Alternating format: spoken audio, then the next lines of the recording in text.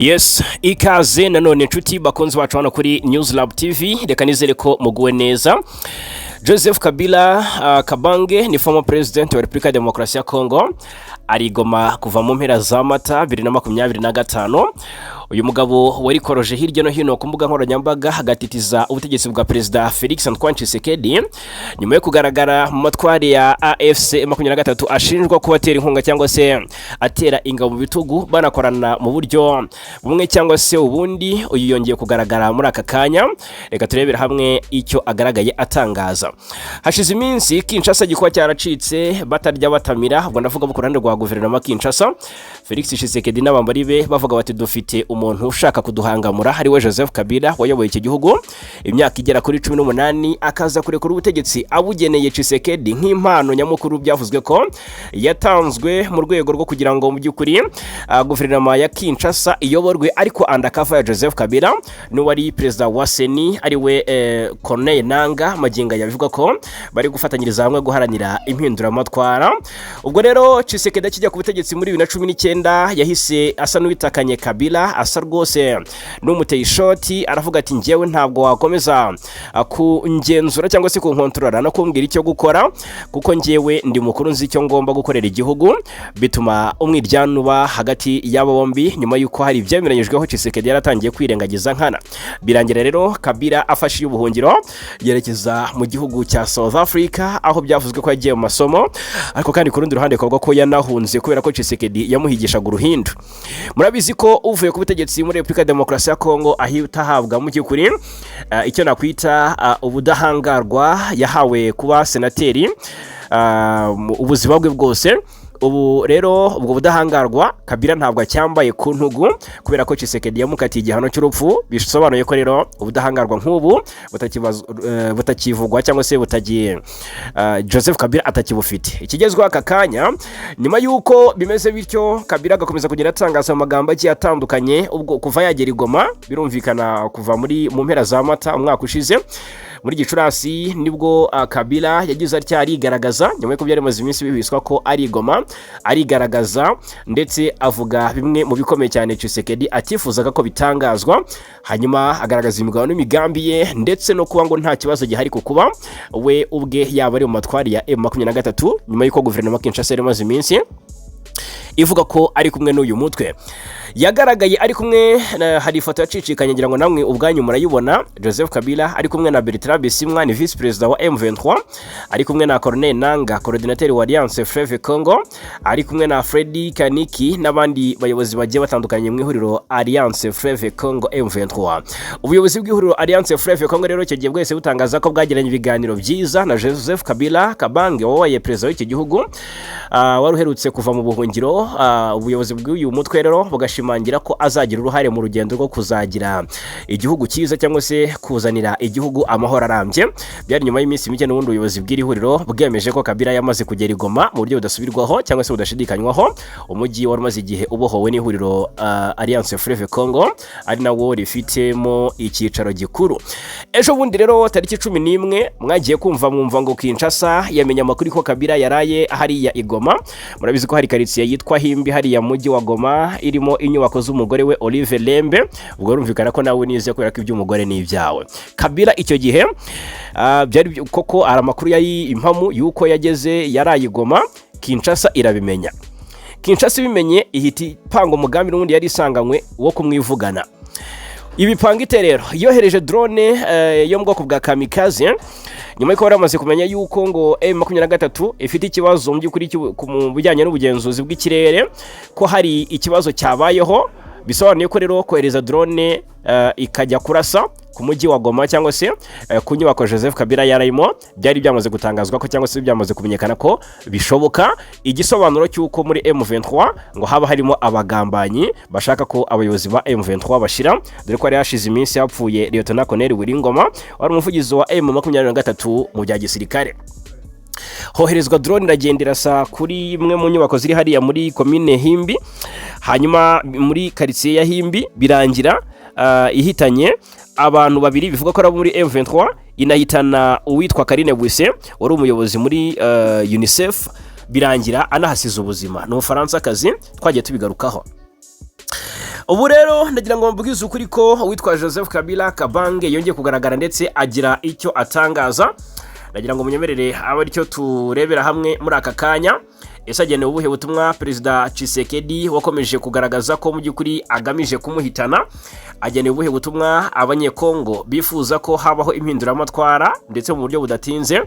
Agenewe ubuhe butumwa isi yose muri rusange? Avuze iki kuri M23? Avuze iki ku kuba ari hariya mu matwari ya M23 mu mujyi wa Goma? Reka rero munyemerere aribyo tunagarukaho gatanu ku kandi. Ndanabwira uko situation yifashe muri teritwari ya Masisi mu gace ka Kazinga hubuye imirwano ikaze hagati ya Alliance Fleuve Congo ndetse na M23. Ni M23 birumvikana bahanganye na Wazalendo ndetse na FARDC muramba barira. Aka kanya rero rwabuze gica maginga ya ndaje mabwire uko situation imeze. Gatanu kuri gatanu. Reka nongere mbaye ikaze mbibutse ko byoroshye cyane gukomeza kubana natwe hano kuri News Lab TV. Ni subscribe cyangwa sabone ubundi bindi inshuti bavandimwe nta kindi musabwa uretse kubiduharira. Joseph Kabila Kabange uyohoze ari Perezida wa Repubulika ya Demokarasi ya Kongo yagaragaje ko kuba ari mu mujyi wa Goma ugenzurwa n'inyeshyamba z'umutwe wa AFC M23 nta kibazo ayibonamo kuko igoma ari iwe. Hanyuma rero uyu mugabo wategetse Kongo hagati ya 2001 na 2019 yabigarutseho mu kiganiro yagiranye n'ikinyamakuru La Libre cyo mu Bubiligi cyabereye igoma. Kabila yakunze kugaragara kenshi muri uyu mujyi kuva mu mwaka ushize ubwo yavaga mu buhungiro ndetse mu by'ukuri kugaragaramo byatumye ubutabera bwa Repubulika ya Demokarasi ya Kongo mukatirwa gupfa nyuma yo kumuhamya ibyaha birimo kugambanira igihugu no kujya mu mutwe ugambiriye gukuraho ubutegetsi. Ubwo yabazwaga kubabona kuba igoma kwe nk'ikibazo yagize ati igoma ni iwanjye igoma ni iwanjye nabakiriye mu nzu nahaguze muri 2019. Joseph Kabila kandi yagaragaje ko itotezwa rye n'abantu bo mu ishyaka rye baryozwa M23 nta shingiro rifite kuko byatangiye muri 2019 na mbere yuko AFC M23 ivuka. Yonzemo ko kuva mu by'ukuri ngo kuba mu by'ukuri yavugana n'abantu bo muri uriya mutwe ntacyo bitwaye. Ati nizera ko mfite uburenganzira bwo kuvugana n'abanyekongo bose mu rwego rwo guteza imbere ubumwe bw'igihugu no gushaka amahoro ku bwangerero. Ibyo ni n'ubutumwa. Ni Joseph Kabila Kabange wongeye kugaragara agira ibyo atangariza abo kurandi rwa guverinoma Kinshasa ahubwira ati ngewe nta kibazo kiba gihari cyangwa se nta kibazo gikwiye kubonwa mu kuba ndigoma kuko mafite inzu naguze mu mwaka wa 2019. Ese kuko iyo nzu ntago nkwiye kuba nayiruhukiramo? Ni Joseph Kabila Kabange. Turaza kugerageza kuganira ndetse no mu buryo bw'ubusesenguzi kugaragara kwa Kabila icyo bisobanuye nyuma y'uko bimaze iminsi bivuga ko ahigishwa uruhindu na guverinoma ya Kinshasa. Hanyuma imasisi imirwano ikaze yadutse mu gitondo cyo kuri wa mbere tariki 26 Werurwe Ikazinga. Uyu ni umudugudu wo mu murenge wa Osobanyungu muri teritwari ya Masisi muri Kivu ya ruguru mu burasirazuba bwa Kongo. Amakuru aturuka mu nzego z'umutekano zaho ndetse n'abayobozi gakondo baratangaza ko ibirwano yatangiye hagana amasaha 11 z'igitondo ubw'inyeshyamba za AFC M23 zagabaga ibitero ku birindiro by'inyeshyamba za Wazalendo ubu zigenzura kariya gace k'ingenzi. Bikavugwa ko iyi mirwano yakoreshejwemo intwaro ziremereye n'izoroheje kandi ngo urusaku rw'ibisasu rwumvikanye mu midugudu myinshi ikikije aho ngaho bitera ubwoba abaturage b'abasivile nk'uko ikinyamakuru Actualité.cd kibitangaza. Amakuru rero arakomeza avuga ko inyeshyamba za AFC M23 zishaka kongera kwigarurira Kazinga zarekuye mu minsi ishize. Birumvikana ko Wazalendo nyine ziri kwagenzura ariko nazo zirahomeka insigane zivuga ziti bwacya bwakwira dushaka kutarara muri iyi Kazinga turi kugenzura amaginga ya. Hanyuma Perezida Kagame iyi nayo ni inkuru tugomba guhita tugarukaho muri aka kanya cyangwa se muri uyu mugoroba. Perezida Paul Kagame umukuru w'igihugu ubwo yaganiraga n'abayobozi bo mu nzego za leta yavugiye ko ngo imico mibi bagira iri mu bwirasi ishobora kuzasiga bashenye igihugu. Umukuru w'igihugu yabigeretseho kuri wa mbere ubwo yasozaga inama nyungurana bitekerezo y'abayobozi b'inzego nkuru za leta n'inzego z'ibanze. Ni inama y'umunsi umwe yabereye mu ishuri rikuru rya gisirikare ry'Igako mu karere ka Bugesera. Muri iyi nama haganiriwe ku mikorere ikwiriye kuranga abayobozi mu guteza imbere igihugu ndetse no gutanga serivisi zinoze. Raporo y'urwego rw'igihugu rushinzwe y'imiyoborere igaragaza ko imitangire ya serivisi mu Rwanda igenda isubira inyuma kuko yavuye kuri 78.2% mu mwaka wa 2023 igera kuri 75.8% muri 2024 naho muri 2025 igera kuri 71.7%. Abayobozi bitabiriye iriya nama bavuze ko kimwe mu bituma badaha abaturage serivisi uko bikwiriye ari ukubera amakosa yabo by'umwihariko uburangare mbere yo kwizeza ko biyemeje guhindura imikorere. Perezida Paul Kagame mu ijambo yagejeje kuri bari abayobozi yabanenze ko buri gihe birirwa bamusezeranya guhinduka nyamara bikarangira amakosa bahora bakora bayasubiyemo. Ati rwose ibiterwa n'impamvu nyinshi by'umwihariko ubwirasi bw'abayobozi yagaragaje ko nk'ubu ngo yagaragaje ubwirasi nk'ubuzashobora cyangwa se nk'ushobora kuzasenya igihugu mu gihe ababugira baba badahindutse. Ati nge nibwira ko hari impamvu nyinshi. Impamvu ya mbere mufite imico mibi irimo n'ubwirasi, kwirata mu mico mibi. Iki gihugu cyanyu muzagisenya muri ibyo ngibyo. Uyu ni Perezida Kagame. Muri abirasi kandi mwiratana ubusa. Ubonye hari icyo mu by'ukuri mwari mufite mukakiratana najyaga kubyumva, ariko mufite iki mwiratana. Ni Perezida Kagame. Ati mwiratira iki, mwiratana iki? Ati murirata kandi mwiratana ubusa. Ijambo rya Perezida Kagame. Umwe mu bayobozi wabajijwe na Perezida Kagame yasubije ko n'abagenzi be ntacyo kwiratana bagira. Yungamo ati hari akazi kenshi, ati dufite akazi kenshi ko gukora kugira ngo dukomeze twubake igihugu cyacu.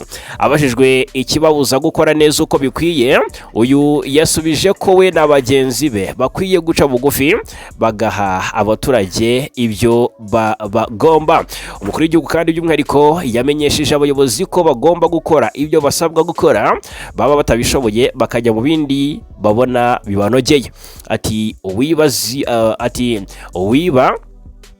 aziba wenda agira ibyago bamufate bamufunge, cyangwa se muzakora andi marorerwa aho muzaba mwagiye muhure n'ingaruka zabyo, ariko ntabwo mwajya mu myanya y'ubuyobozi ngo mujyeho muba abantu batumva b'imico mibi n'abirasi gusa batagira ikintu bakora. Umukuru w'igihugu yanenze by'umwihariko ubuyobozi bw'akarere ka Nyagatare bwamugaragarije ko bwibagiwe gushyira mu bikorwa igice kimwe cy'umushinga w'umugezi w'umuvumba wagombaga gufasha abaturage bakiriya karere bahawe amazi meza bakanafashwa kujya buhira imyaka yabo. Ashimangira ko ibyakozwe na buriya buyobozi ari ubugizi bwa nabi. Umukuru w'igihugu kandi yanagaragaje ko hakwiye kuba mu by'ukuri ikurikirana ry'ibyo abayobozi biyemeje ko bagiye gushyira mu bikorwa. Ibirenze ibyo hakabaho kubazwa inshingano ku bazitwara nabi. Ati hagomba kubaho imikorere, kubibazwa ukabisubiza. Umuntu umwe cyangwa babiri ntibakwiye guhagarika umushinga ukwiye guha abantu 6,000 cyangwa 10 amazi gusa kubera ko umuntu yibagiwe. Umuntu agahagarika umushinga agombaga kuramira abantu 1,000 bikaba ibintu bisanzwe. Yavuze ko amaze kurambirwa amasezerano arimo ubusa abayobozi amaze imyaka myinshi bamuha. Reka mbashimire cyane ko bana natwe muri uyu mugoroba 5 kuri 5 turakomeza kubana. Ni News Lab TV, nge ndi Fagikaye na Mura. Mbibutsa ko aya ari nayo mahitamo yanyu meza.